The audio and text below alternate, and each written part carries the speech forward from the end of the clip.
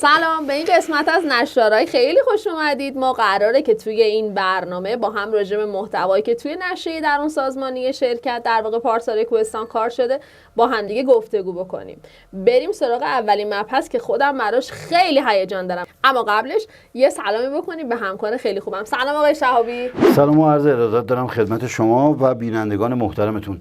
امیدوارم برنامه‌ای که داریم تهیه می‌بینیم در کنار دوستان محترم برنامه‌ای پرمحتوا باشه و شما هم بتونید لذت و حظ فراوان ببرید. انشالله. بریم سراغ خبر اول. در خدمتتون. من میخوام راجع به سرخی شب یلدا براتون صحبت کنم. آقای شهابی، پارسال یه برنامه بود برای شب یلدا. اول من باید از تیم تبلیغات خیلی تشکر بکنم چون واقعا تدارک دیده بودن. صحیح. نظر خودم رو بخواید به شخصه، به نظر من متفاوت ترین برنامه شب یلدا بود که توی مجموعه داشت برگزار میشد. خیلی سکشن ها و قسمت های مختلفی داشت.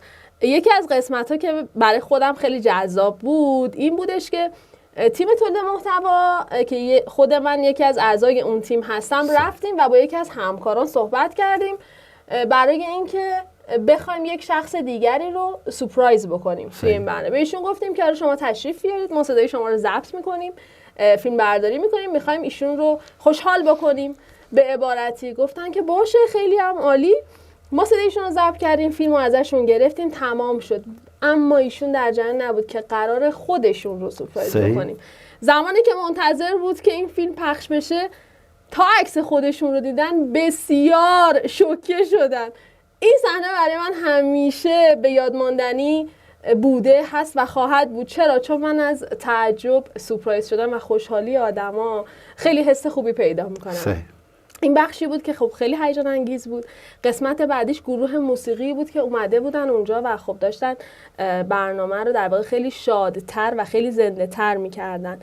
یه سری باکس تهیه کرده بودن. توی این باکس ها یه سری شیشه بود، شیشه هایی که با آجیل، میوه خشک، شکلات و غیره تزیین شده بود. بله. توی در تمام این شیشه ها یه عدد بود که آخر برنامه به قید قرعه یه سری عدد رو انتخاب میکردن، از یک حالا فضایی در می آوردن و شماره‌ای که میخوندن رو بهشون کارت هدیه میدادن. من اونجا هم بد شانس بودم چون شماره من نبود. چرا؟ عرض میکنم خدمتتون یه دو تا مورد دارم، اگه اجازه بدین دو تا مورد رو عرض کنم خدمتتون.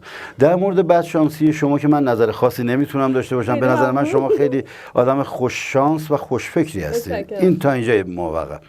در مورد اون دوست عزیز بزرگوارمون که سورپرایز شدن، بعدها یه صحبتی پیش آمد داله بر این که ایشون گفتن که با یه سری از افراد زاویه داشتن گویا و این بعد از این قضایا عنوان کردن که حالا تیم هنری، کارگردان و خود حضرت عالی که به قول معروف در این امر صاحب نظر هستید اومدن بخش‌هایی از اون مصاحبه رو در آوردن که این بخش زوایا رو به قول معروف حذفش کنن.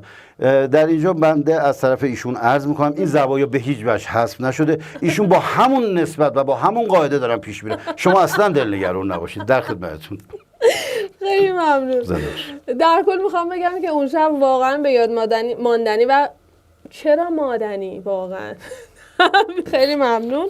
در کل میخوام بگم که اون شب واقعا به یاد ماندنی و خاطر انگیز شد و در نهایت با گرفتن چند عکس دست جمعی آن شب هم به پایان رسید. و چه پایان درخشانی. اونم تو یه شب.